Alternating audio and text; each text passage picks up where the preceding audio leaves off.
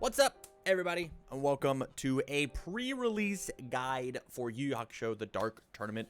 Possibly one of the most important pre-release guides that I ever do, because there's a lot of stakes on the line for this here pre-release. My goal today, is I just want to do a common and uncommon breakdown, because that is the primary cards that we're going to be using inside the set in order to make cool stuff, and as well as a character usability tier list, because the strength of a character in a pre-release like this is different than the strength of a character inside of actual constructed play, where you can play with anything.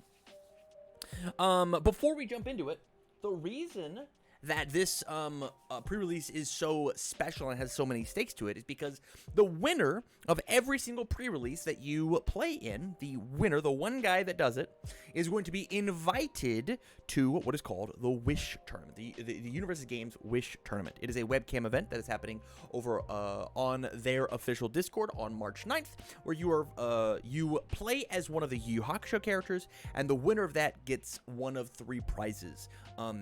Free product for a year, being created in their own card, or an all-expense trip to Gen Con, the Gen Con experience. And so I really wanted to put this together to make sure that I could help you not just be successful and have fun at your pre-release, but if you're interested in potentially doing better, put some ideas in your head so you can think about, hey, how can I be better at my pre-release? And so the first thing that I have to talk about when it comes to your pre-release is the idea of draft versus sealed.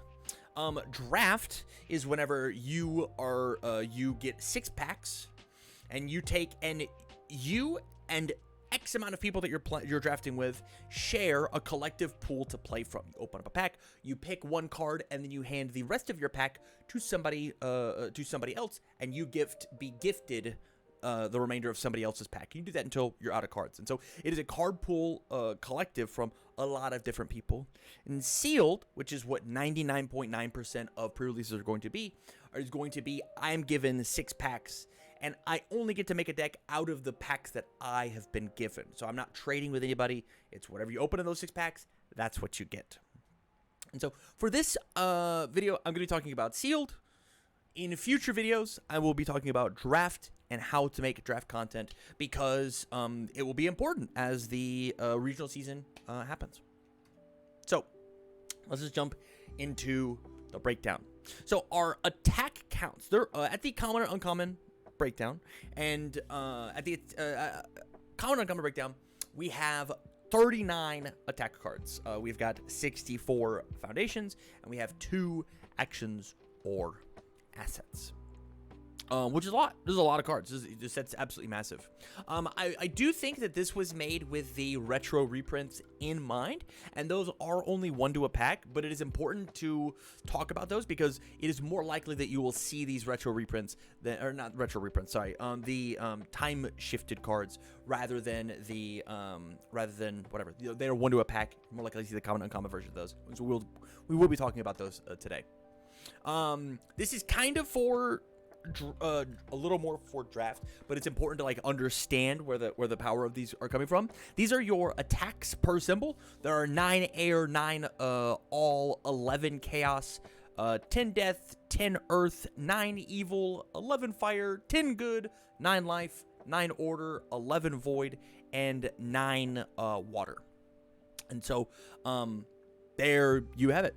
those are the attacks per symbol, and we also have the foundations per symbol that you can see there. The reason that I bring this up is this is just a quick little guide to like how often are you going to see, or whose kits are going to be more seen, right? And so as we look at there's a lot of air and chaos shared cards inside of this set, and so with 9 and 11 respectively, it's very easy. Like Bowie having death and earth, you can do you can see that it's got 10 and 10, and so like there's a lot of chance you can get a lot of Bowie cards.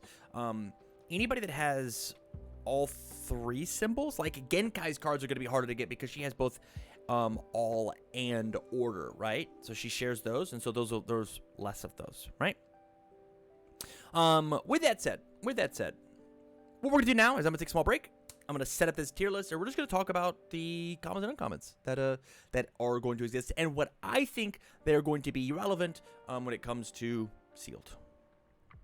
All right, so we have our tier list here. Here is a copy of every common and uncommon card that comes inside the set, whether it be from the actual set itself or any of these time-shifted cards. And I just want to talk about whether the card is very playable, it'd be nice to have, it's fine, or it is bad.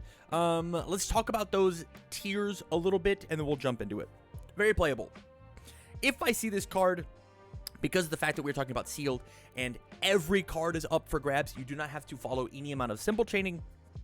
Every card that you open is allowed to be in your deck. These are your, I have to play this card. There's no reason I should not play this card. This card should just exist. It can stand the test of time and do its own thing.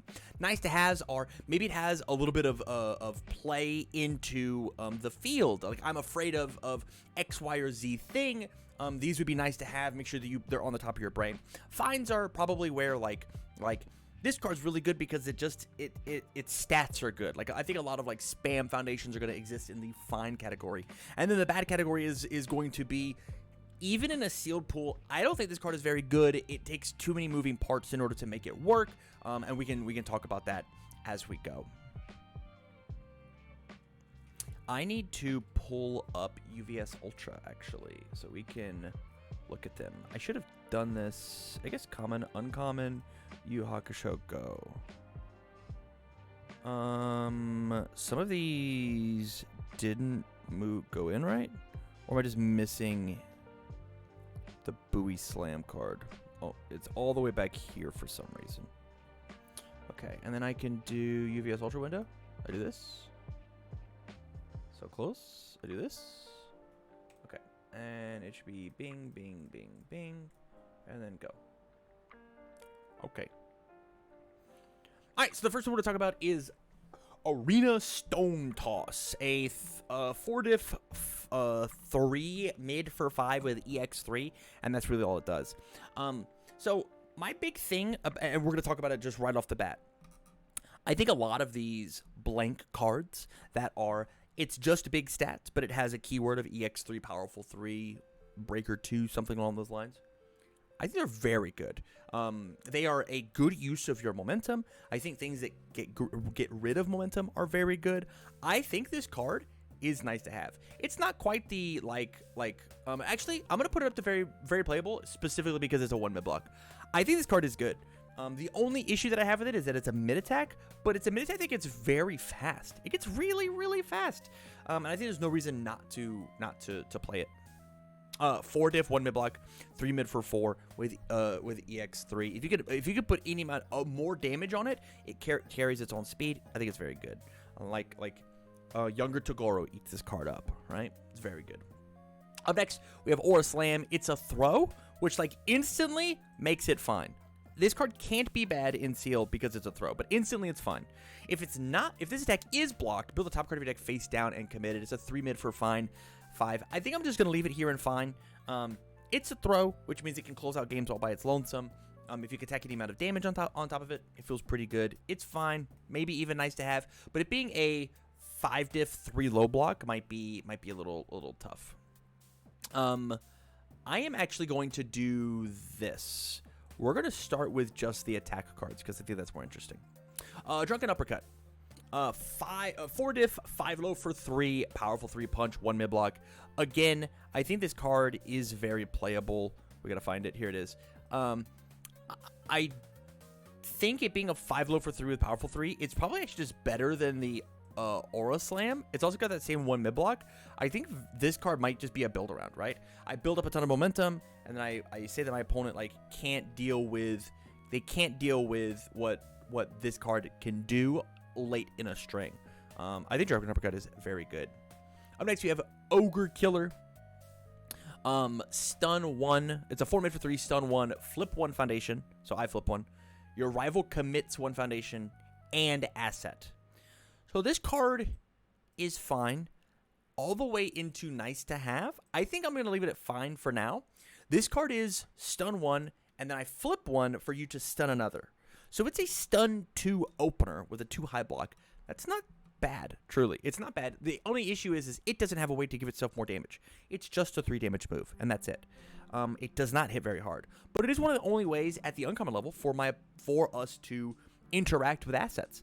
If I don't want you to have that asset, you'll have to commit it. And a lot of those assets are not playable or committed. So I think this card's fine. I don't know how many assets are going to be relevant, but there it is. Up next, we've got Finger Daggers. Finger Daggers is nice to have.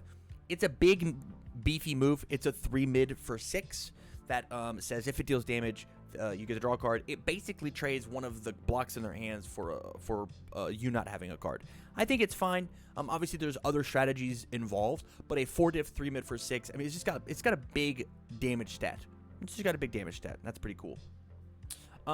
Shape Shift Decoy. Another one of those pseudo blank cards. 5/3, 6 high for 4 with a 1 mid block. This might be the best attack that we've seen so far. Its only downside is that it's a 5 diff, but this is just a regular old poke. A 6 high is very, very strong, and it's a 6 high that says it can utilize momentum is incredible. It's got that same 1 mid block. So far, all of these blank moves have just like incredible block zones, incredible stats on them, speed or damage wise. It's very good. It's very, very good. Up next, we got Genkai's Spirit Shotgun. First enhance, if this attack matches 2 or more symbols with your character, it gains throw. So, I don't know who shares 2 symbols. Genkai, obviously. Yusuke, obviously. I'm trying to think if there's any more. I don't think there's anybody else. I think that's it. So, in those 2 characters, it is, if it matches, it gains throw. So, 3 mid for 5 throw. It's fine. That's as good as Aura Slam with a worse block, I believe, or same block. Aura Slam, different block. It's a 3 low, not a 3 mid. But look at the top 2 cards of your deck and put them back in any order. There's a lot of draw happening in this deck. Being able to confirm your checks is very good. I think this card as punch is fine. Doesn't Younger Toguro have death? Yes. Yes, it's just Yusuke and if this attack matches 2 or more symbols. So it would have to have all in good, all in order, good in order, all in order to work, right? But he doesn't share 2 symbols with that attack. Death and all. Genkai's Spirit Shotgun does not have the death symbol, is the issue. Beerlander. I'll move on. This card's fine. If you are looking for more attacks, it's okay. Probably one of the cards, unless I'm Genkai or Yusuke, that I'm probably leaving on the table. Spirit Breaker. Spirit Breaker. I think this card's nice to have. It's a 2 low for 4 throw. It's a 2 mid block. It's a 4 diff. If you can find any damage on it, it's very neat. There's a lot of throws inside this set, and so like guaranteed damage inside of a sealed or a limited deck, sealed or draft, is pretty good. It easily could find itself down into the fine category depending on how often adaptable anatomy, which we'll talk about, is picked up. But it's just if you can find more damage, this card's pretty good. Bamboo Training Slash. 3 diff, 2 mid for 3. Enhance discard momentum. This deck gets +2 speed and +2 damage. I think this card might be our first bad card. I think that if this was like a 0 block mod, I think I'd be more into this card. This card, if you don't have momentum, is not very good. A lot of the ultra rares and rares that you're going to be opening want to spend a momentum. And they spend that momentum way better than +2/+2. They just do. And so, like, even this card, unless you're playing, like, the world's longest string and you need to, like, find 2 more damage, right? Like an over-attack heavy, like, Younger Toguro could, like, want to play this as the last card in their hand and will give it an extra 4 damage. I'll discard for +2/+4. This was an 8 damage move coming in, and I didn't have to commit any. But you just wait a turn, right? Like, I just don't think that Bamboo Training Slash is very good. It's just not very good. Double Fist of the Mortal Flame. This card's incredible. This card's so good. Lose 2 health. Add the top card into your momentum. This deck loses Echo, and it itself has Echo. If you have a momentum, this is 8 damage that you get for free. And the big thing about this card is you play the card, you don't press any enhances on it, and you echo it. And then the second time that you play the card, you just first enhance lose 2, it loses echo because the echo copy has the echo keyword. It does. But you don't have a chance to respond echo on the echo copy because it flips before you get to. So this is an echo card that as long as you have momentum, you can pay 2 health and fuel your next thing. Card's incredible. Card's really, really good. Tornado Charge. Enhance your next attack gets +3 damage. This is basically Texas Smash. I mean, this is the bottom half of Texas Smash. Yeah, it's -1 damage stat, but it's good, right? Hey, this is a 4 mid for 4 that I say that my next one's going to get even bigger, even better. If you have any way to give more stats or something along those lines, if you have any way to give speed, like, I mean, this is a gen card, obviously, it's going to feel great. But we want to say that my next one is super scary, right? Tornado Fist. After this attack deals damage, discard it from your card pool. At the top card, deduct your momentum. This card is another one of those. I absolutely want to play this card. This card is very, very playable. It snaps momentum. It clears itself from the card pool. It has the flash keyword, so my opponent can't interact with it with a very limited interaction. If there's any way for us to give more damage, to that next move, this being a 4 high for 8 feels very, very strong. It's very good, and it also like gives us some momentum, right? So you could go like Tornado Fist into Double Fist of the Mortal Flame, echo it, Double Fist of the Mortal Flame, steal that momentum back into Shapeshift Decoy, and this was on a 5, on a 5, on a 5, on a 7, or you could do where's it at? Drunken Uppercut. And this would be on a 6. Like this line, bing, bing, bing, is really, really potent for only having. And you started the turn with no momentum. This could be a turn 2 string of 5, 4, 4, 6. That's a lot of damage. That's a lot of damage. Deadly Claw. If you have 5 or fewer foundations in your stage, this deck gets +2/+2, so it's a 5 high for 6. I think that this is a nice to have card. Very rarely do games stay at that 5 or fewer foundations stage, right? There are plenty of destroy abilities inside of this, but normally if you choose to stay at a very small stage and your opponent builds out big, they can deal with the amount of pressure that you can put on if you don't build big enough. And so this card is incredibly good on turn 2, A or B, truthfully. It's got a decent block with a 2 high block. If this card did just a little bit more, right? Desperation Stun 1, Desperation 3, Desperation 0 block mod, something like that. We could push it up to a very playable. Very, very playable. But at the moment, it's just kind of good on turn 2, maybe turn 3. Malefic Grenade.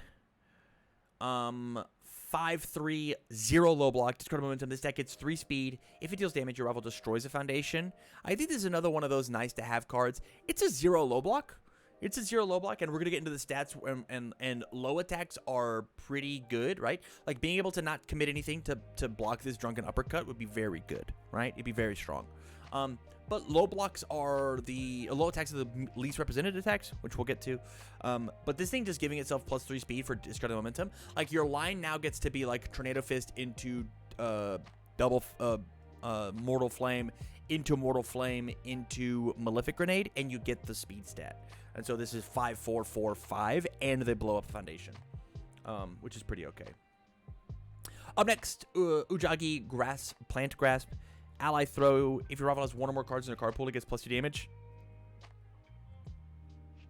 This card is another one of those fine cards, depending on who you are and what you open.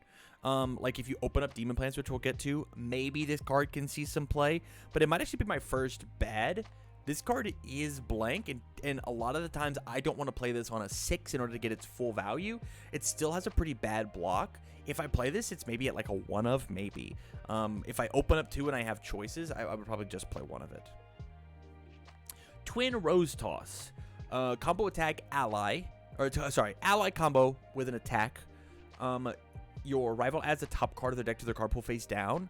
Again, if you've got Demon Plant and can figure it out, it's a throw still, right? Yeah, it's a throw, but like it's a blank 3 mid for 5 throw, as opposed to the Aura Slam or the Genkai Spirit Shotgun that does something all by its lonesome, right? Whereas Shotgun is like still, I get to stack the top 2 cards of my deck and figure out what's going on. Aura Slam, if you interact with me, I get to do a thing. Plant Grasp is, I'm not allowed to open with this card. This is a 5-diff combo card that doesn't have the combo keyword, right? It's only really good in Kurama, which we'll talk about how good is Kurama later on. Twin Rose Toss. Twin Rose Toss is another bad card. It's a 5-diff combo. It tactically works with Demon Plants. If you open Demon Plants and these cards, then they probably jump up to fine. But like, you have to find them, and you have to find other ally cards, and we haven't talked about a single other ally yet, right? Like, none of these other cards, right? This has ally, this has ally. No.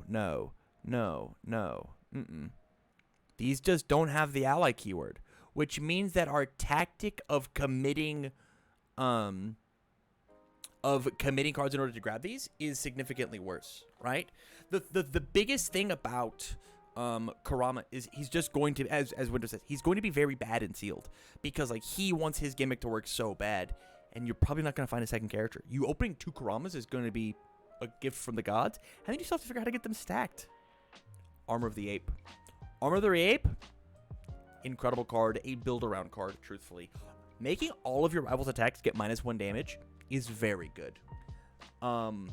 This card having +X for each of your momentum makes this a kill condition. Imagine Bowie getting +X for his face downs, and then having 3 momentum and stacking another +3/+3 on it. Sometimes this is pushing for like double-digit damage. This is really good. And then if this hits on turn 1, turn 2, it goes your momentum, and all of your opponent's attacks now do -1, right? Which is why like Tornado Fist is so good. But imagine that same line as Tornado Fist. It's 5 damage, 3 damage, 3 damage now. Like, you save 2 damage just because Armor of the Ape exists, and that's without blocking. Pretty good. Diving Phoenix Crush. If this deck deals damage, add 1 attack from your discard pile to your momentum face up. This card is really nice to have. This card is a very innocuous bonus momentum. It is a setup card so that your Drunken Uppercut, your Drunken Fist... Chief, thank you for the 5 gifted. Holy shit, man. Thank you so much. Your Drunken Uppercut, your Mortal Flames, your Arena Stone Toss, they get powered up by, I hit you with this, the next one's getting +3. You can look at this card as like a different flavor of Tornado Charge, right? Tornado Charge says that my next one gets +3 damage. Diving Phoenix Crush says that one of these cool moves is going to get +3 or +3, essentially. Up next, we've got Bending Blade. Bending Blade. This card, wherever it may lie, I believe we can find it. It's orange right here. We found it. This card's nice to have. It's a 5-diff, 5-mid for 6, which is acceptable. This is just an acceptable rate on a move. It's just like big stats, and they have to deal with it. 2 mid block. If you've not dealt damage this turn, change the zone, and it can't be partially blocked. And so it's full block or nothing. And so sometimes you're going to catch them with, like, if this is your opener, you just make it low. And if they don't have a low block, you just get to hit them for 6 for free. I think this card is going to steal a lot of games as, oh, this is the only attack that I have. You're at 5? I'll pray and hope this works. You only had a mid block. You didn't have a low block. You only had a mid block. You didn't have a high block. So on and so forth. You only had highs and lows, and I kept it mid, right? Oh, next, we've got Spirit Sword Swipe. One of the only stun cards in the set. I think this card's fine. It's a low attack, which is a big deal inside of this set. As you look, we haven't seen a ton of lows. Like, Drunken Uppercut is our low. Spirit Breaker is a low, but a throw, which means blocking it mid is the same. And then now we have Spirit Sword Swipe. And so, like, the amount of lows that we have is very, very... You thought I was going to say the amount of lows were low, but it's very few. We have very few lows inside the set. And so... the fact that it's 1 mid block, the fact that it has stun 1 to potentially open up my opponent. It randomly has the weapon keyword, which is really relevant for some of these foundations. I think this card is fine. It could be pushed up to nice to have, but I think it's going to be one of those cases where I'm going to actually have to play test with the card to see if I like it there. I'm going to leave it at fine for now.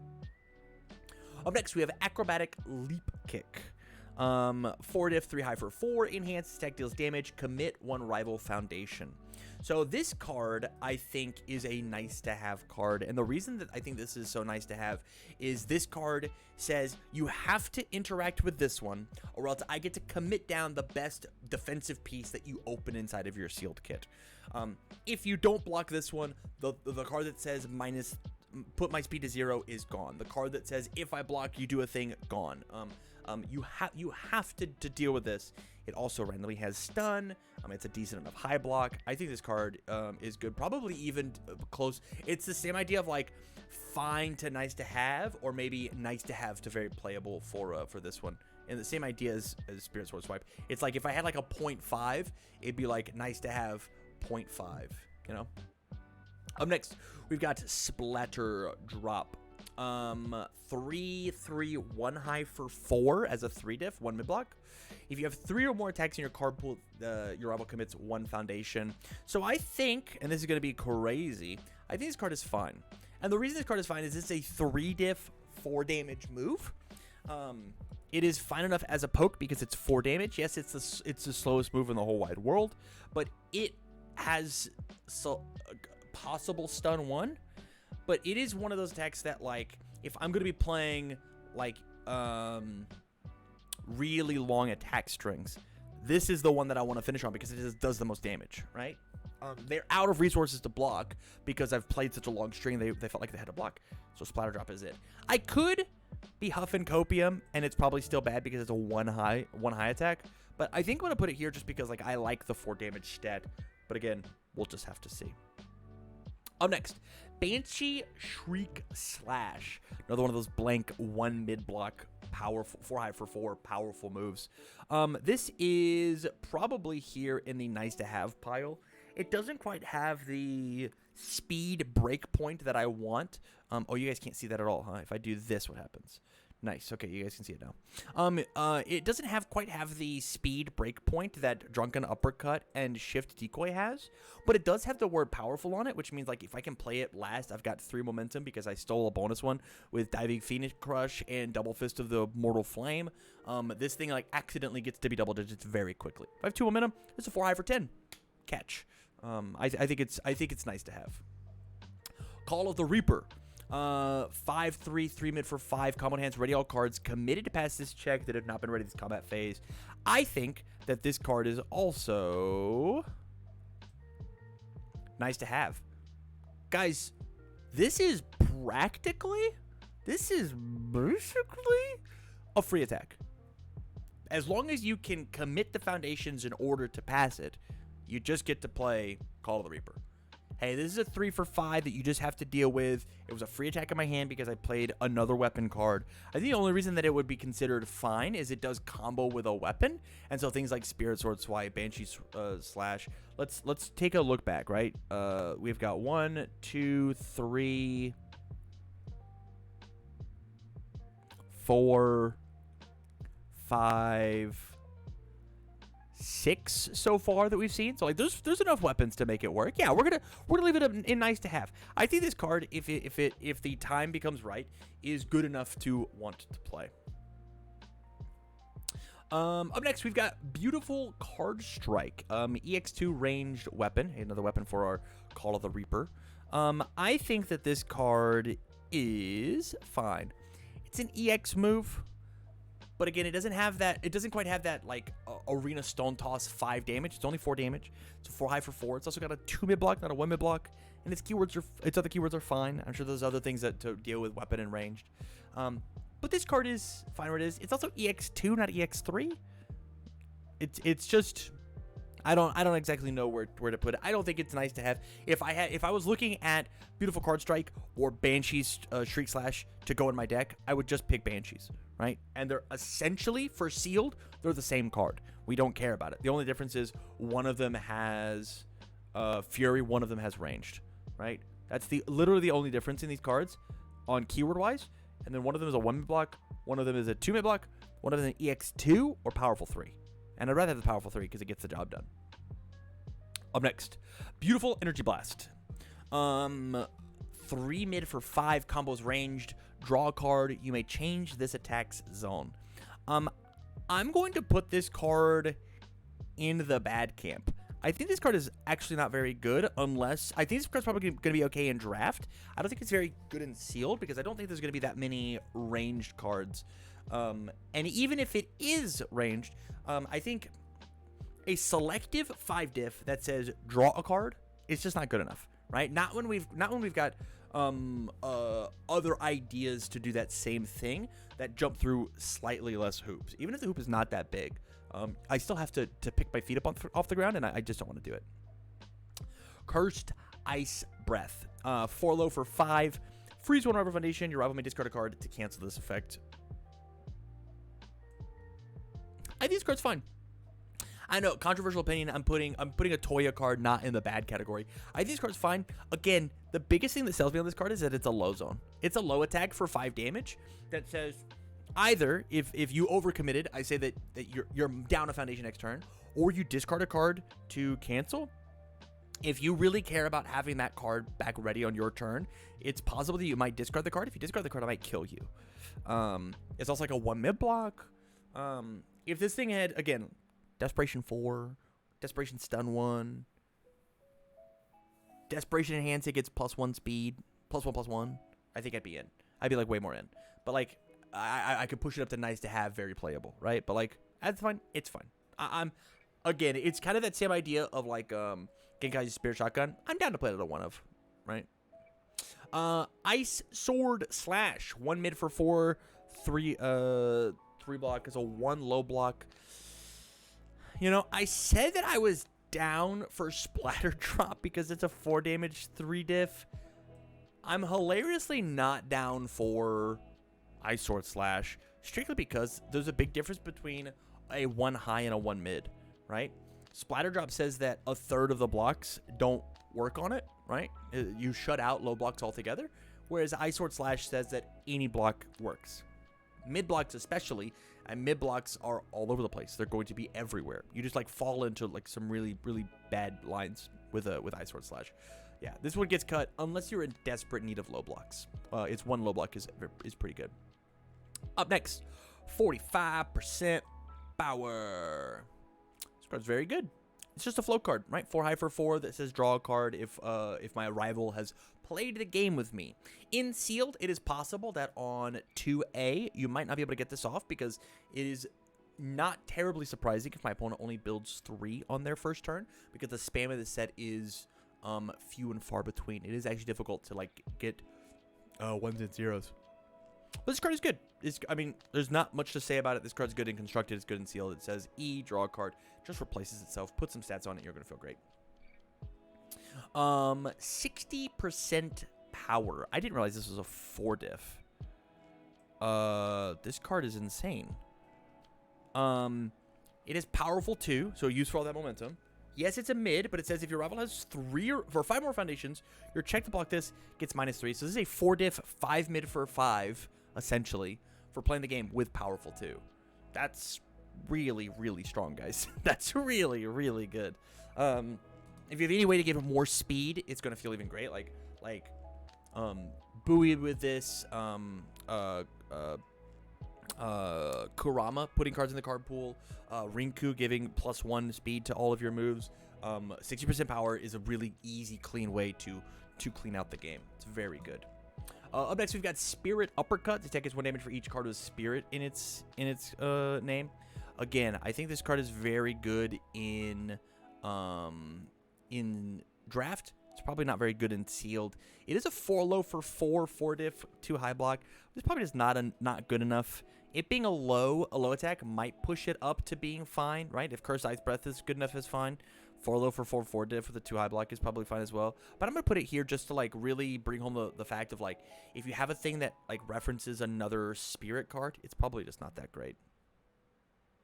Yusuke's Spirit Wave. I think that Yusuke's Spirit Wave is fine, strictly because it is a 2 low block Breaker 2. The only Breaker 2, I believe, in the entire set, even on like Ultras and stuff. Yusuke's Spirit Wave is very, very strong. It's really, really good. And so I'm down to play this one. It also hits a little harder than average as a 3 high for 5, right? But it's fine. It's fine. Probably one of the worst of the blank cards, right? Yeah. Up next, Vortex 16 instant slashes. So this card is probably also in the fine category. I think there's a really big difference between Armor of the Ape and 16 instant slashes. 16 instant slashes being able to give having 2 first enhances on it is really tough. Is a really tough sell, even though it's got like the 2 high block. But like so does like Armor of the Ape's block is not bad, and Armor of the Ape has like value after it's been played, right? It has value in the momentum, whereas 16 instant slashes just doesn't. Like, I wasn't a fan of this card back in the day when it was a rare. I'm not a fan of it now. Bat Strike. I think Bat Strike is one of those nice to have cards. It's a 3 low. Low is a big deal for 4. It's got a 1 low block, so it blocks itself. If this attack deals damage, your rival loses X health. X equals the number of cards they've discarded this turn. It is possible with the amount of discarding that exists, whether you happen to pull a Botan or my opponent is playing Suzuki. Like there's a decent amount of discard. Oh, I'm not even showing it. There's a decent amount of discard inside of the set to make Bat Strike worth it, I think. Hate Fish.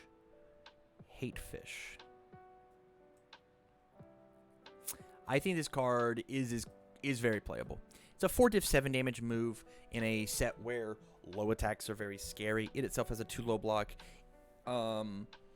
Double the next speed or damage bonus this attack receives, only playable if the card immediately preceding it is an attack or a face down card. So if I have Echoed, it works.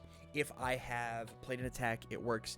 And if my opponent is a Desperation, this is a 4 diff 5 low for 7, because my rival's a Desperation, the attack gets 2 speed, so it gives itself 2 plus 2, so 4. It doubles it. It's very, very strong. You should pick probably every Hate Fish that you could possibly see, truthfully. Massive Blow. Rinku can make this card crazy. Yes, absolutely he can. Massive Blow. Nice to have. Discard top 3 cards of your deck. If your printed health is greater than your rival's, attack gets +2 power rating. Your opponent flips the foundation. Honestly, this card's also very playable. It's a 1 high or 3 high for 8. It's just a move. Like, it's just a big move, right? In like Hiei, they have to block this thing twice. The Togoro brother, younger or elder Togoro gets to play this every turn, right? It's just like, here's an 8 damage move you have to deal with every turn. Younger Togoro says that they actually get like its powerful 5 and they flip 1.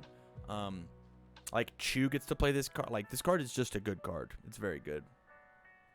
Rapid Speed Slash.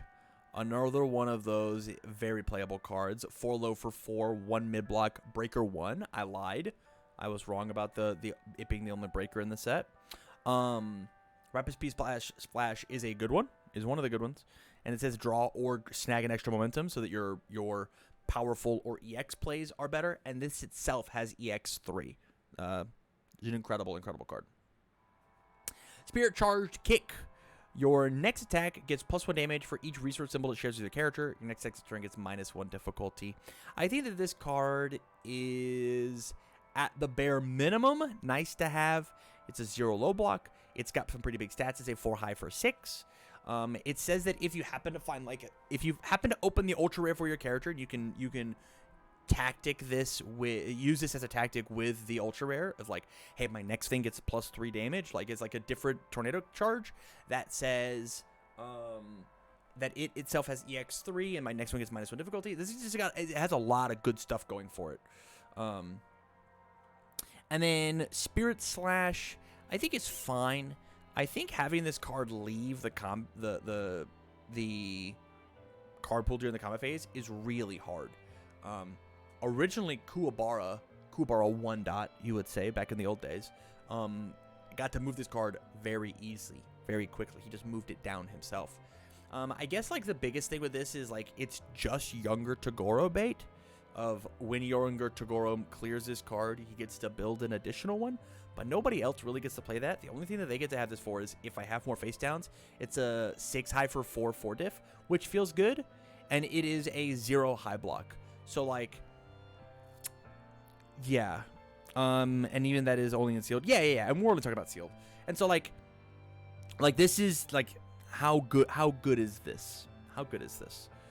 On to the actions and assets of the set. We've got Seiko's Gamble. My move gets 3 damage, period. And then if both players mill one, if it's the same topic, it's another 3 damage. I think this card's fine. I think that you should play this card strictly because of how many quality throws there are. And trading Seiko's Gamble for just like another 3 damage is okay. It's got a good 1 mid block. It's got a 5 check. If you happen to be one of the on the Team Toguro, you can add it to your momentum for a free echo. It's very good. And then Team Dr. Ichigai is very playable. This card, you should play it at a one. If you open this card, you should play this card. It's just how it is. After a non-cured ability is played on a non-character card, cancel it. That means foundation or action or asset or whatever, right? Did they pull an ultra rare that says that it's messed up? It's crazy good. All Team Dr. Ichigai, it didn't happen. It's really strong.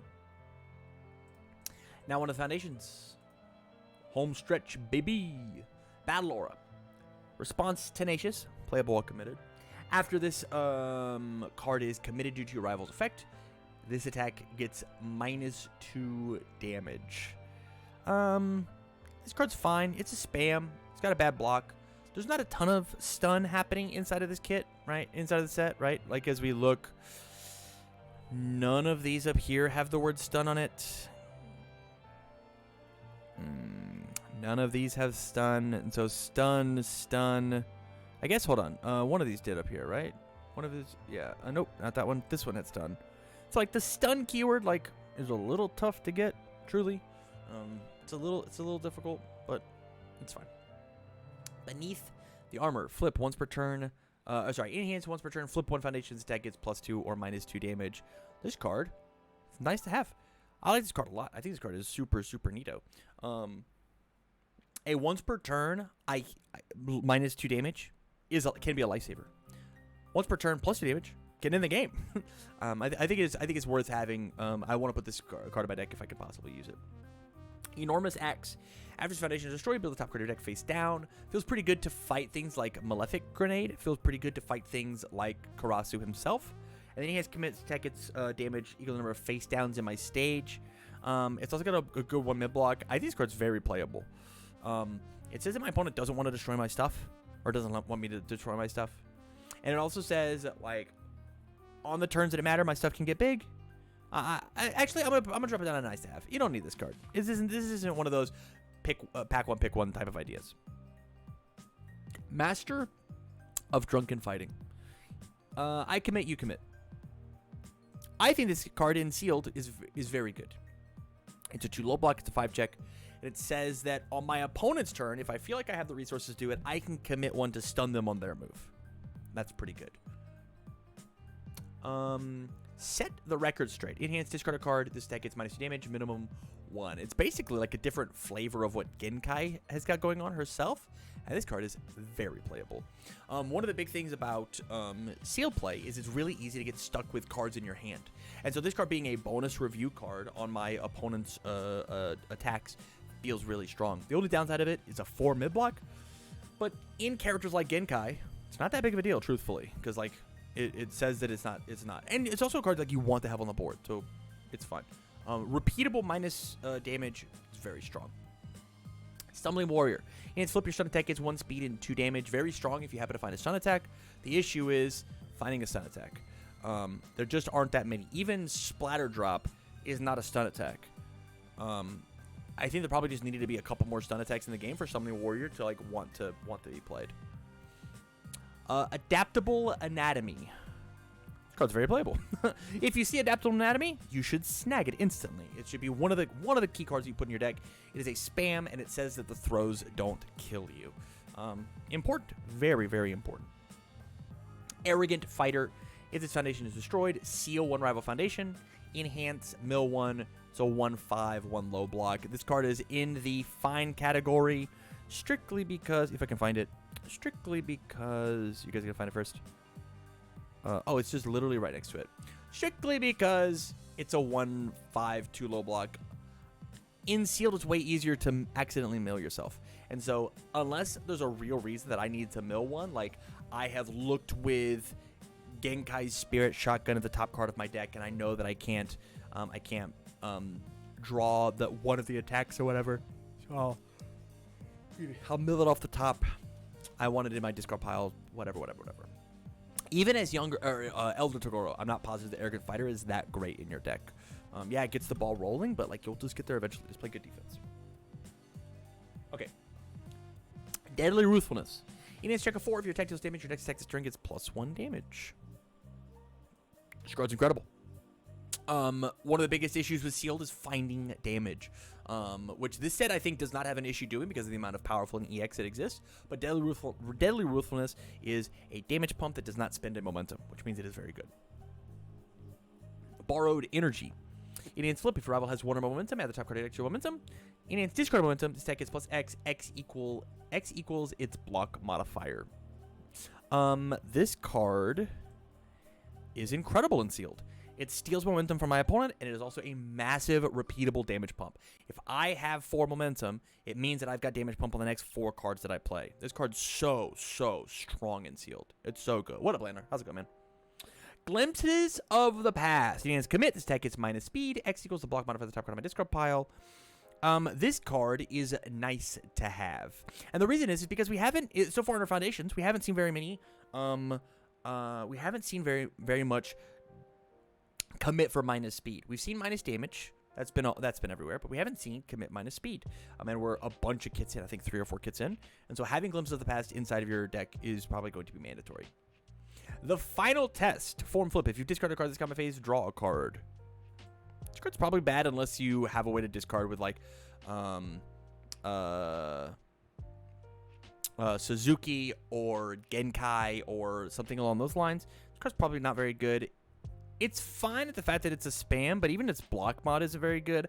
I'm going to put it here just because like it's not very good unless you're one of those discard characters, in which case it's one of these nice to haves, right? Like Genkai, Suzaku, one of those, or you have an attack that does it somehow, or you find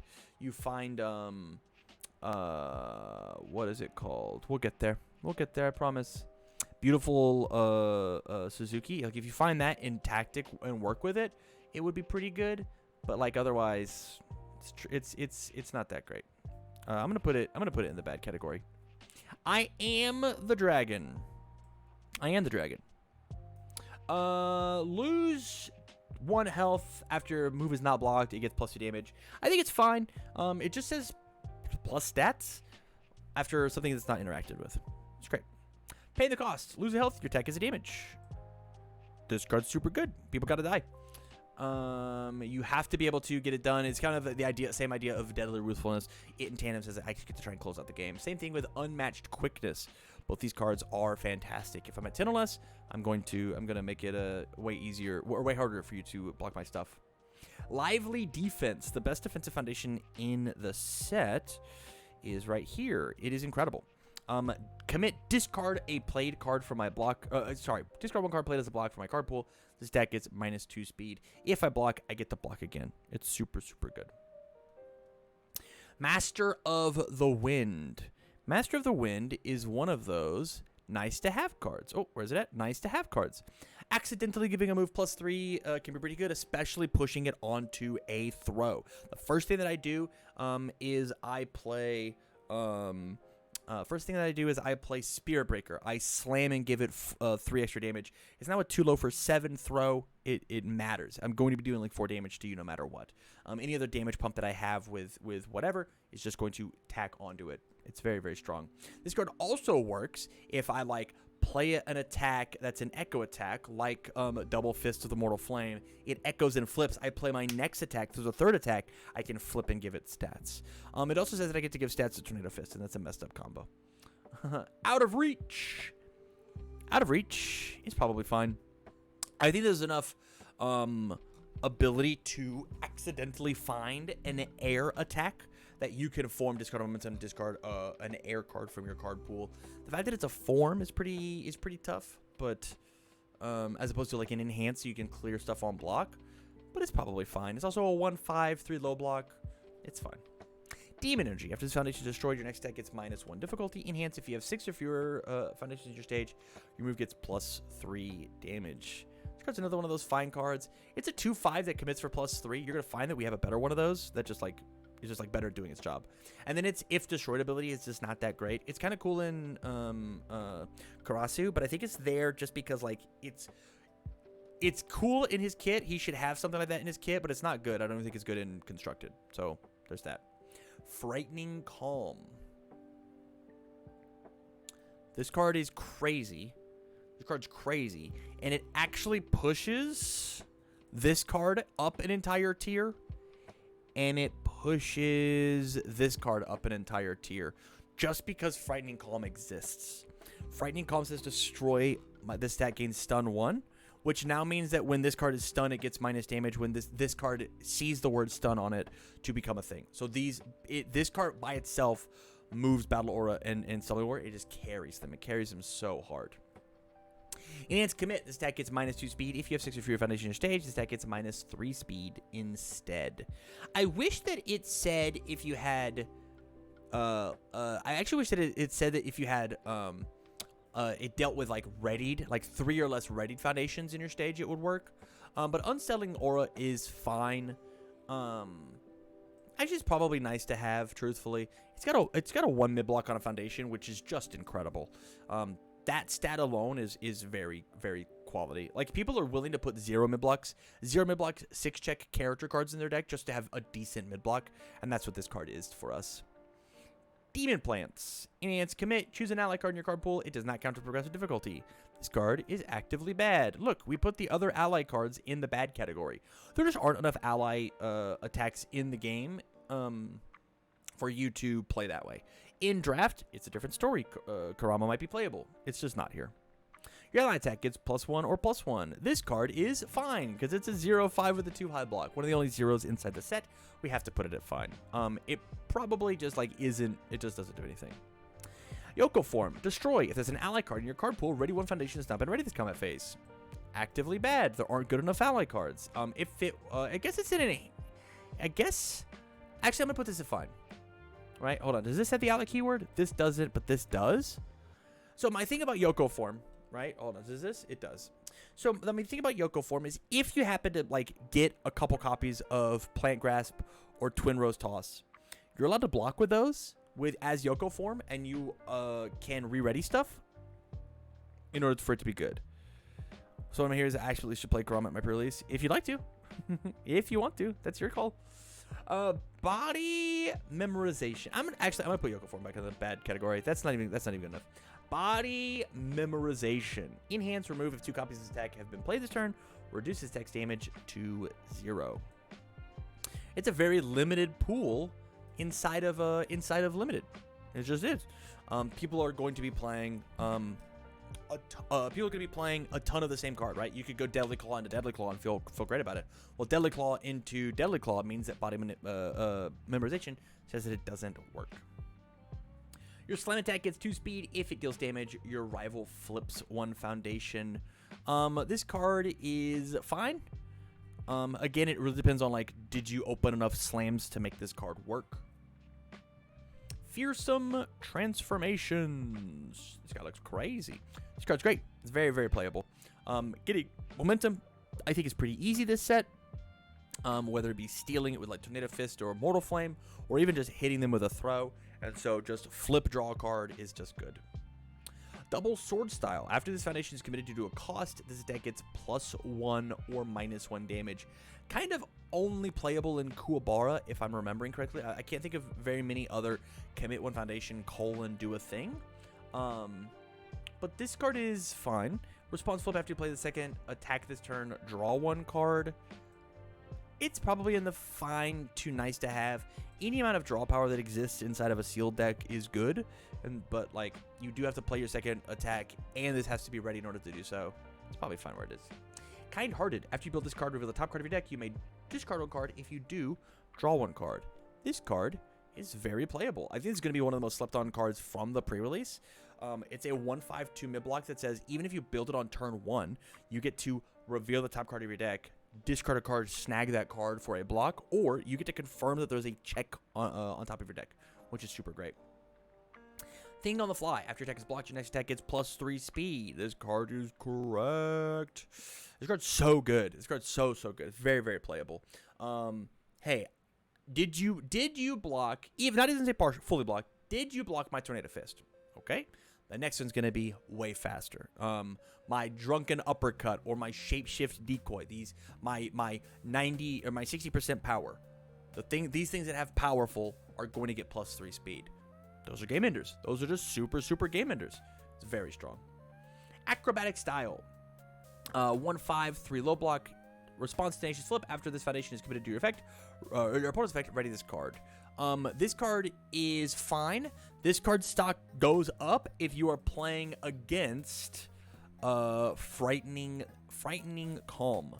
So I'm going to put this card in nice to have. You're probably going to want to have it in case your opponent has any number of Frightening Calms, truthfully. Childlike Appearance. Destroy discard momentum, reduces attack speed to 0. If it's blocked, you selectively commit 1 rival foundation. This is the best foundation in the whole set. It's this one. It's this one right here. 2/4, 2 high block. There's one other that's in running, but we'll get to it. This card is so correct. This card's so correct. I get to, if I block your 0 speed move, I get to selectively commit one of your cool cards. It's very strong. Quick Recovery. 1/5, 2 mid block. Enhance flip, discard momentum, gain 3 health. This card is nice to have. If you don't have a use of momentum right now, it says gain 3 health. It essentially negates one of my opponent's powerfuls, if you want to think about it that way. Banshee Swords Shriek. This card is very playable. It's a 0 diff, right? 0/5, 3 mid block. It says after a weapon attack is played for -2 damage, or sorry, +2 or -1. It means that it can stop my opponent's stuff from working, and it does make my stuff a little bit better. And we've got a down here with beautiful card strike. We have an EX card that has weapon, and we have a powerful card that is also weapon. Not to mention any of these cool weapons like Rapid Speed Slash is pretty okay, and so on and so forth. So like accidentally giving a move +2 damage is pretty good. Crowd's Darling. First form, discard momentum. Your checks to play weapon attacks get +1 for the rest of the turn. Enhance commit if your attack deals damage. If your attack at all deals damage, add the top card of your deck to your momentum. This card, very playable. Hey, we want momentum very badly. If I play a throw, I get momentum. Even if you're not going to be using the first form for your weapons to get +2 to their checks, that is okay. This thing just saying, hey, if my throw deals damage, I get to get a momentum is very strong. No Restraint. Enhance discard momentum : weapon attack gets +3 speed. This card has the Fury keyword on it for some reason. I love that. I think it's very cool. Weapon attack gets 3 speed. It's EX3 on any weapon card. I think this card is very playable. If you happen to have some pretty decent enough weapons to make it work, like your Banshee Slash, you can make the 7 for 7 for 2 momentum. And that is a decent 4 diff. It says your Bat Strikes get very fast, which means that if they've discarded a bunch of cards, they hit even harder. It's good stuff. Beautiful Suzuki. If you are Suzuki, this is your pick one, pack one. Or pack one, pick one. This card's incredible. Very, very playable. I think this card is nice to have in pretty much everybody else. You probably just want one of it. It's a 2 high block that says it hand fixes for you. As good as Latent Skill is, this card just does that every single turn of the game at comedic foundation costs, which is pretty okay. In its flip, if either player has discarded a card from their hand this combat phase, this ranged attack gets +2 or -2 damage. This card's fine. Again, the number of hoops that we have to jump through of either player has to have discarded a card. It also exclusively works on ranged attacks. It's a little difficult. It's a little tough. Steel Muscle Explosion! Exclamation point. This card's another one of those fine cards. It's really playable in only 2 characters. These characters that want to discard cards out of their hand. It accidentally works pretty okay versus... Oh, this is to pay a cost, not even due to an effect. This card's probably just bad, actually. Like, it's pretty decent versus with, like, beautiful... Actually, we're going to put it back up to fine. Because there is the Set the Record Straight, which is, like, discard a card for -2 damage and then redraw. And so, like, that is good enough to play. But that's probably where it deserves to be at fine. It's to pay a cost as opposed to, like, if discarded do the thing. It's tough. Elemental Advantage. This card is fine. Your turn commit freeze one of their foundations. It has to have been committed in the first place, which is a little difficult unless they've just like committed foundations by playing the game. And then the symbols are really restrictive. It's fine. It's fine at best. Master of Ice. After you block with this card, add a copy of Master of Ice from your discard pile to your hand. This card, even if you only have 2 of it, is very playable. You get to block with it one time, and then it'll go to, you choose not to respond, it'll go to the discard pile. You block with it a second time, you respond, remove it, you grab another 2-minute block. You block with it a third time, and just remove it from the game because it's the cost, and then you fail to find one out of the discard pile. This card says response remove, on block, clear it. It's very, very strong as a 2/5 2-minute block. This card's very good and sealed. Shinobi Prodigy. Response flip. After Revel plays an attack, it deals that after Revel's attack deals no damage. The next attack play this turn, it gets -3 speed. Very playable. Very, very, very good card.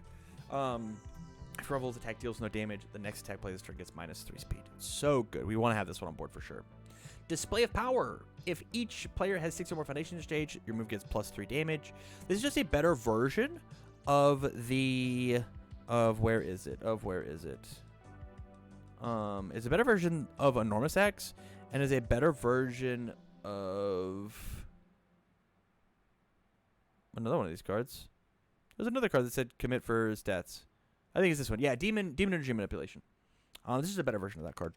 It's a 1/5/3 low. I want to say this is a 2/5/2 low or something like that. Invincible Body. This is probably this card goes right next to Childlike Appearance, as this is the best foundation in the game. Or in the set when it comes to sealed play. Putting a thing's speed to 0, putting a thing's damage to 0, just incredible. Just very, very strong. Settling Old Debts. Flip, draw a card. I mean, there's not much more you can say about that. Keiko Support. I think this card is fine. I'm a big fan of it. The issue is it's a 2/4/3 mid block. It's probably just bad because it has to share 2 symbols with your character. So it says if you've got plenty of cards with your face on it, it feels pretty good. If not, it's probably not that great. Resting Up. Resting Up is a fine card. It's very good if your character commits cost, or has some commit or playable committed ability or something along those lines. It also is pretty good. Actually, you know what? I'm going to put this up as nice to have, because you're allowed to just commit your character if it doesn't do anything on defense, right? If I'm playing as Bowie, I'm just going to turn my character sideways whenever I block a thing, and then commit Resting Up. I have -3 speed now. This card's great. This card's super good. Spirit Beast. Boo! This card is nice to have. 0/6. 3-minute block after I block with it. Build it in, committed. Feels incredible. Feels very, very strong. A Sun's Love. Now we're getting to the retro cards. Remember, these are essentially as rare as rares, but on my sheet, these are listed as commons, and the other sides are rares. And I only really got, whenever I open up my box that I was sent by UVS Games, big shout out to UVS Games, I only got one of each of these. And so these are going to be like, what do I do with them? For A Sun's Love, Indians commit, draw a card, Revel as a top card of their deck to the momentum. If they do draw a card, I think this card is actually actively bad. I think that giving your opponent a momentum for you to draw a card, actually, it might just be fine. Actually, it's bad. It's a non-block that says my opponent gets a momentum, and I think in this set, if you give your opponent a momentum, they kill you. I think that's just how it works. If I give my opponent a momentum, they just die.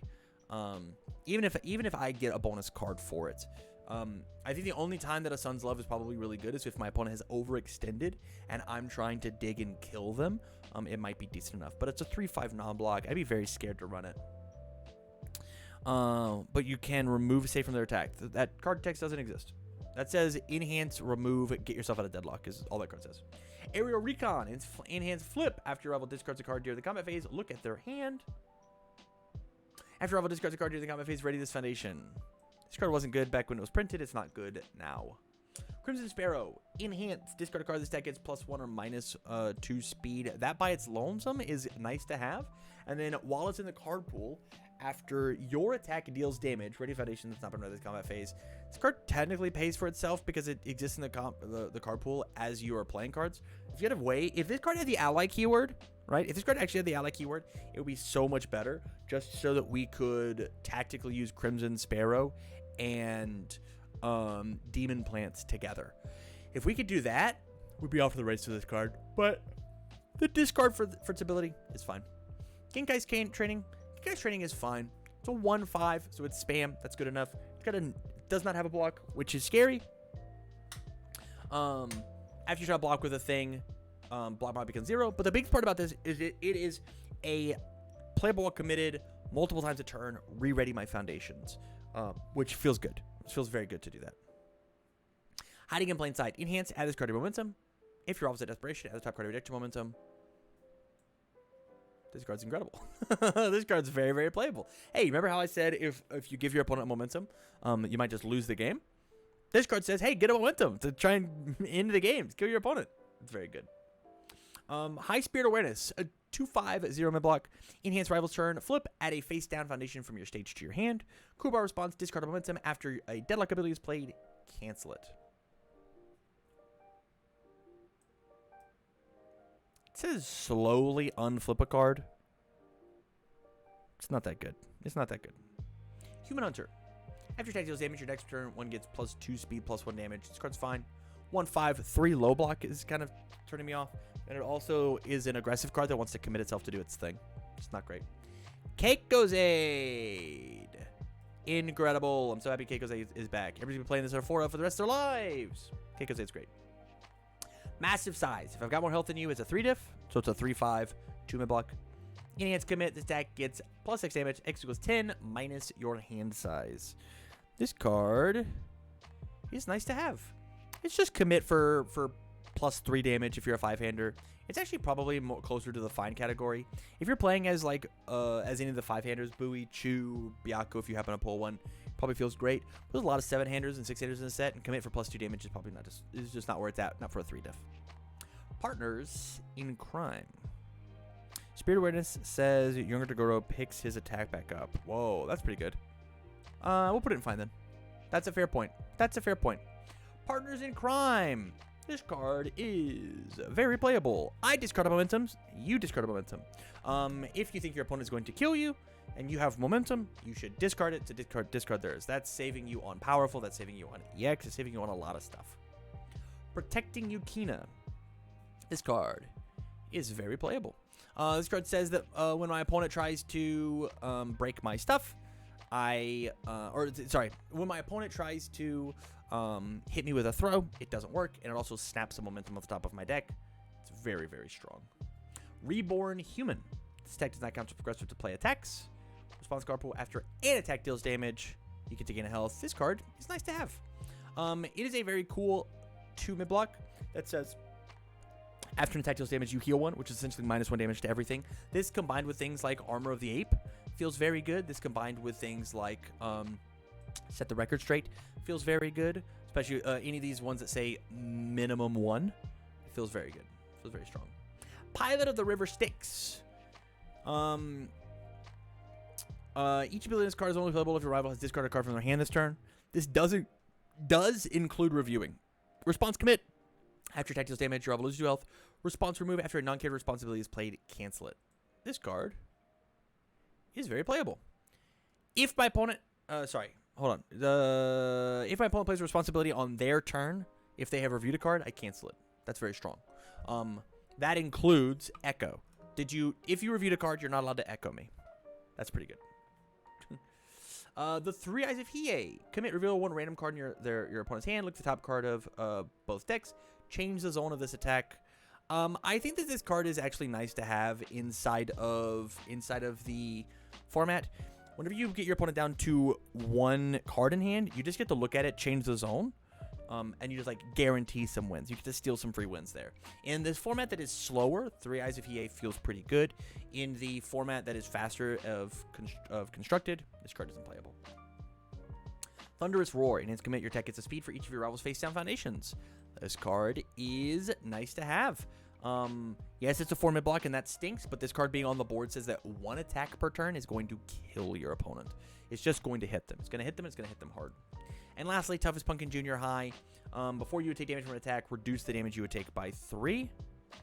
I didn't realize 3 Eyes let you change your opponent's attack. Yes. Yes. 3 Eyes VA lets you change their attack as well. Toughest Pumpkin Jr. High. says before you take damage from an attack, reduce the damage you take by 3.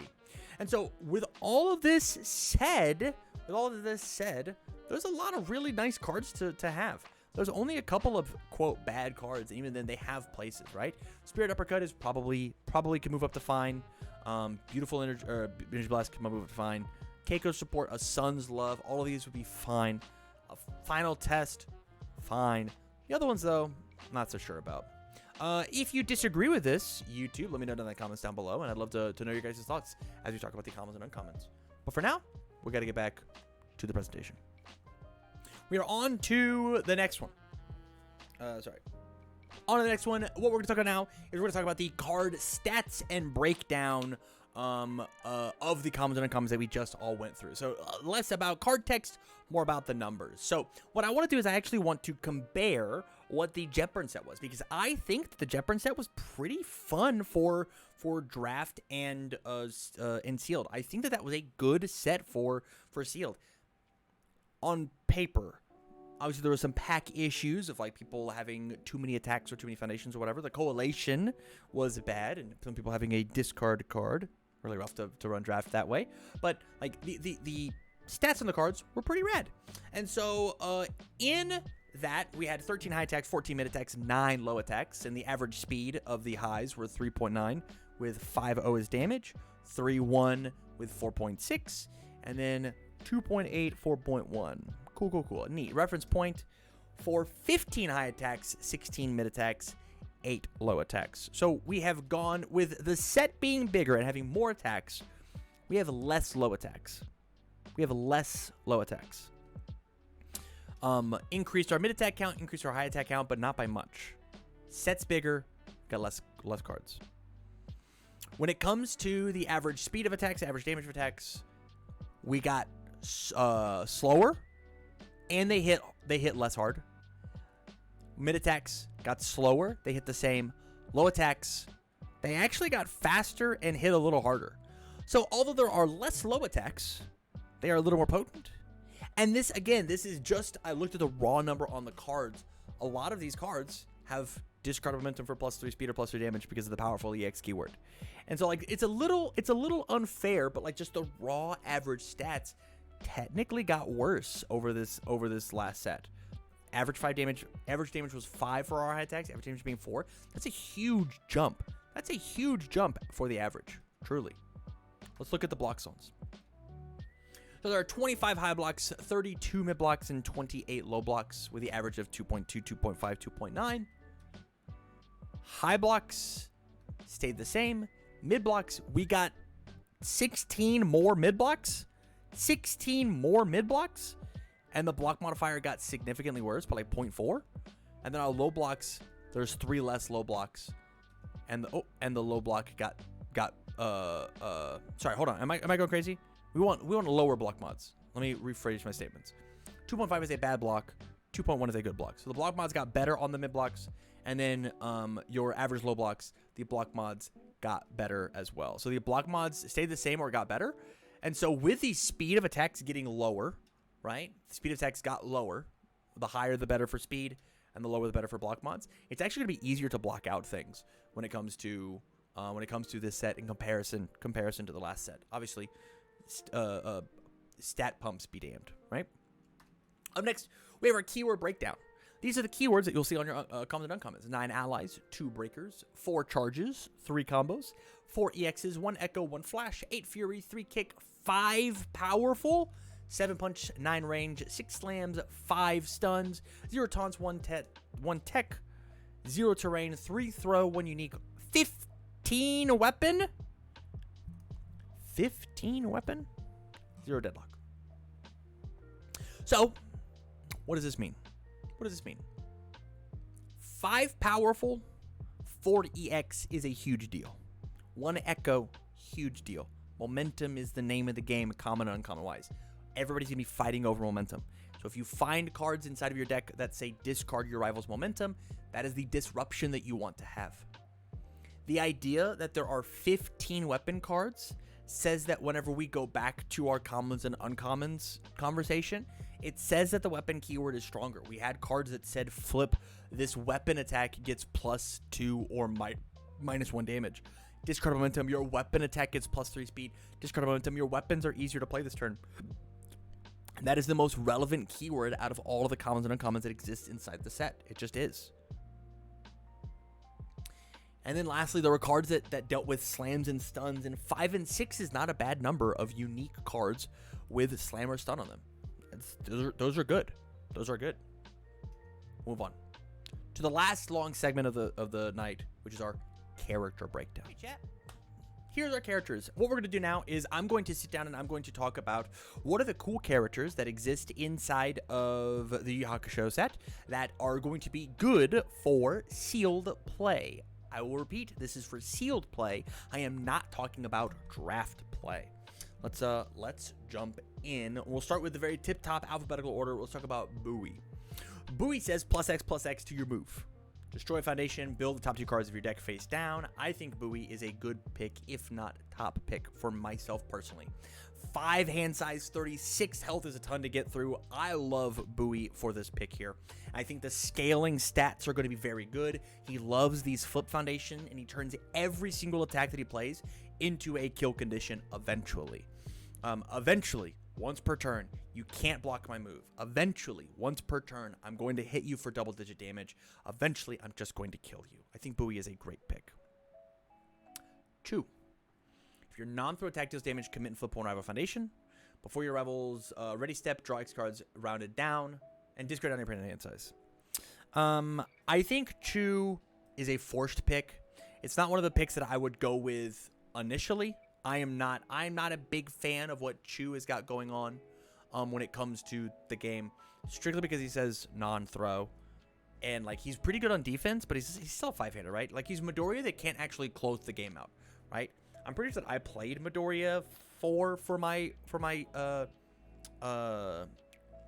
Undaunted Raid pre-release, and it was tough to kill people. Even with it, right? If you pull as you should play him for the memes. I mean, maybe. Yeah, you could. Elder Togoro. Elder Togoro is another top pick.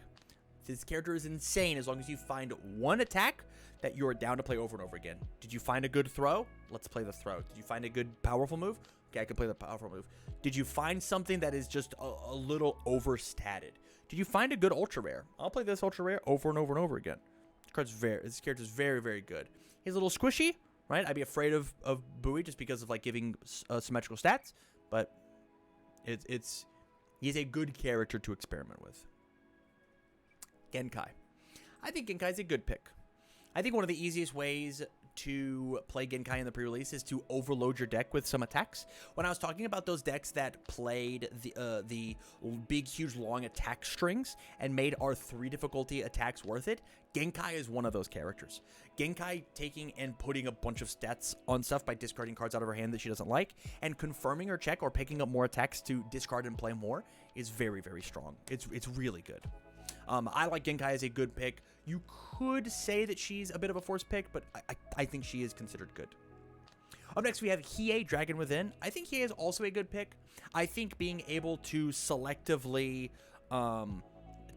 telling your opponent they have to have the correct block zone twice in a row in a sealed event is really tough. And there aren't very many response on block abilities to be played. It's tough. It's really, really tough. The question is like... The powerful and EX moves don't do Hiei a ton of good until my opponent is out of resources in their hand or whatever. Because I don't want to spend all that momentum on a powerful move, it get blocked, and I put it back to printed. That stinks, right? But at least I got my printed damage through. I don't know. He is interesting. He could be considered a forced. Up next, we've got Jin. Jin is a good pick. The biggest thing about Jin is the fact that you can't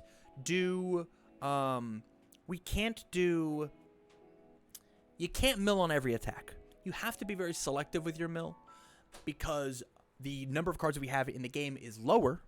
So that means that you probably only should mill if you think you need it to block.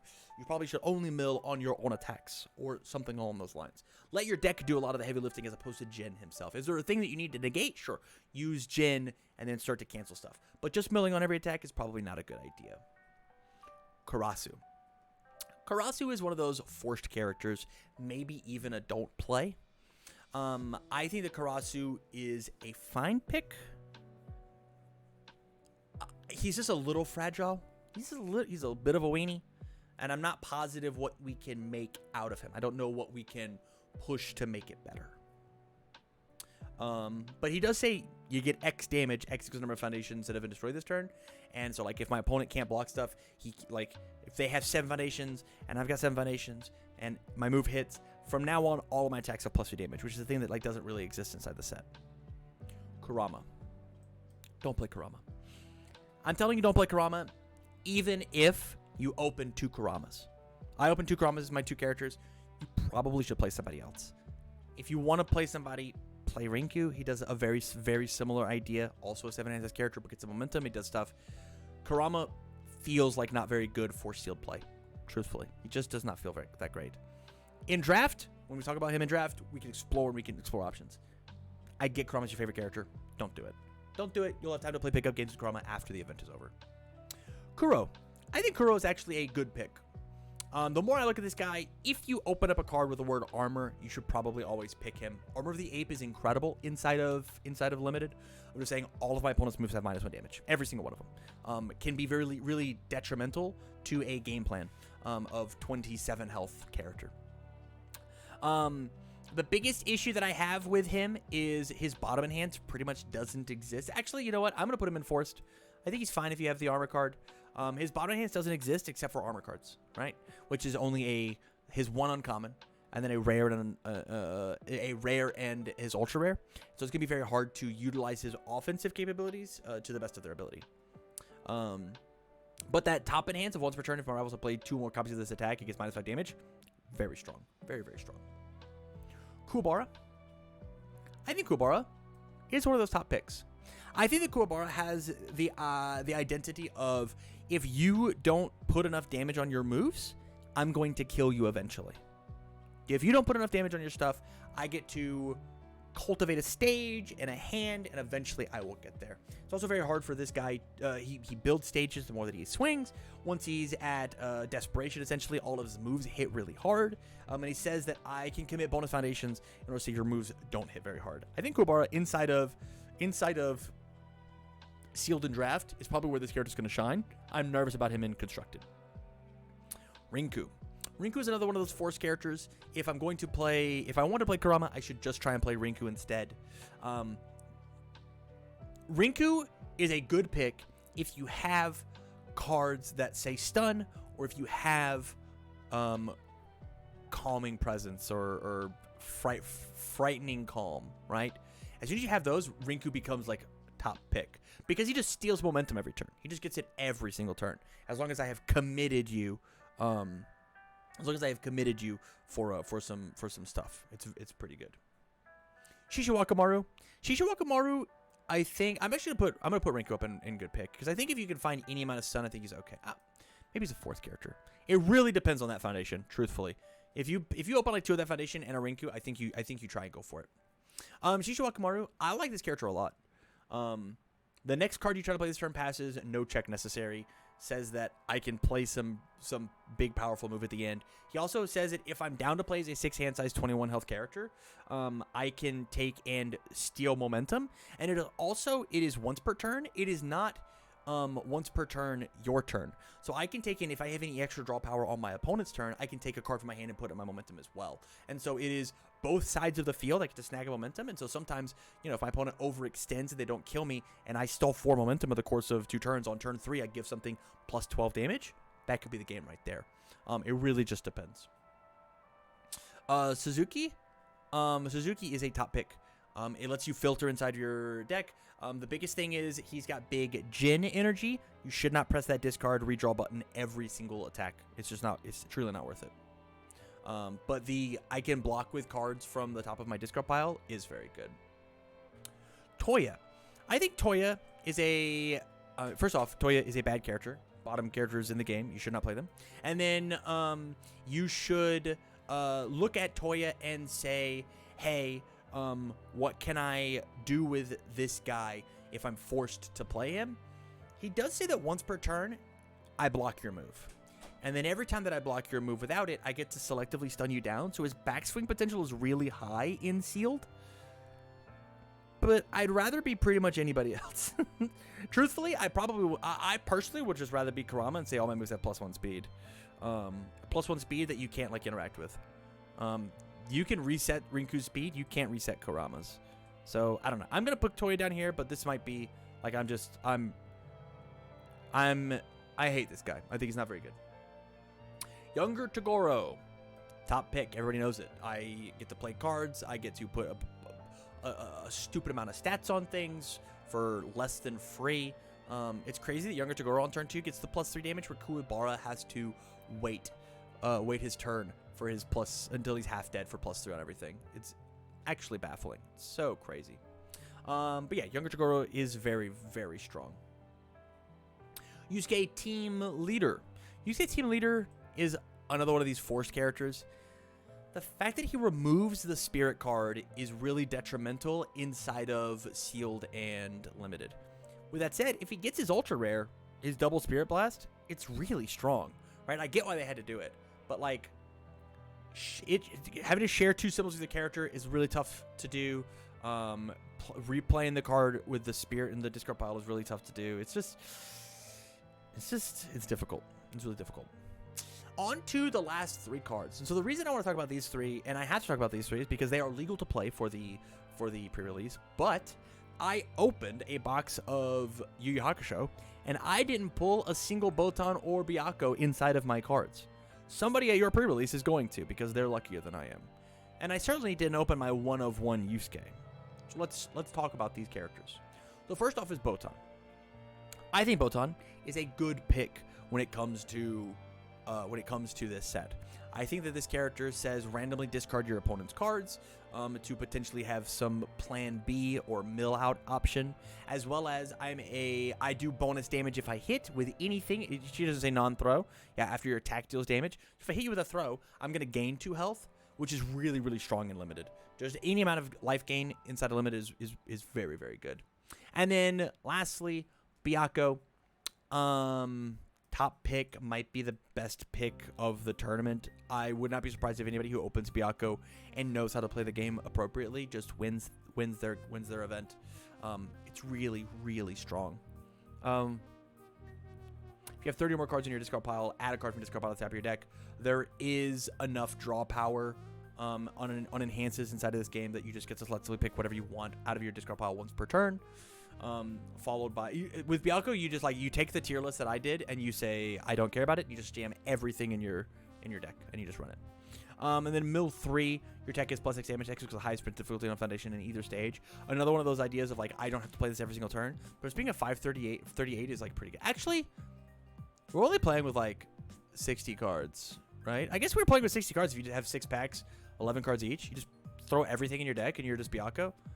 Yeah, he might drop down to good pick. Maybe I'm a little. I guess if I had the choice between Byakko and Bowie, I would just pick Bowie because he has a more active game plan that doesn't actively hurt what the game is trying to do with having such a small deck size. But maybe Byakko deserves to be up here in top pick. He's somewhere here. Maybe he's like this 0.5 that I need to play with him see him played in sealed in order to work. And then my last one is Yusuke. Yusuke 1 dot. Enhance. The next card you try to play this turn gets -1 difficulty or -1 is block modifier for each resource symbol it shares with the character. That's very good. And then enhance, remove 1 card from your discard pile with the word spirit in its name. This deck gets +2 or -2 damage. Forced. There are enough spirit cards to exist to play. I wouldn't play Yusuke unless I got something very cool with it. Or something that shares enough symbols to really make it work.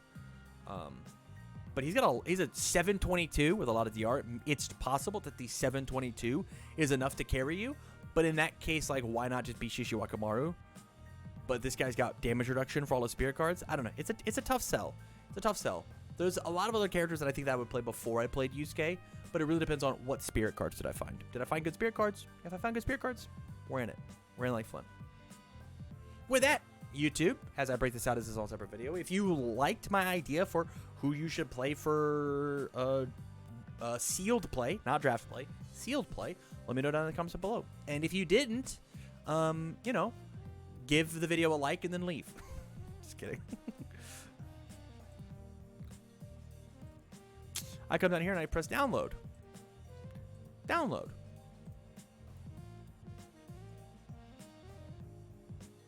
Download. And then F5. Oh, F11. I do this. What up? Just finishing up this here stream. Complete Commander with you? No, I don't think so. I have to finish this.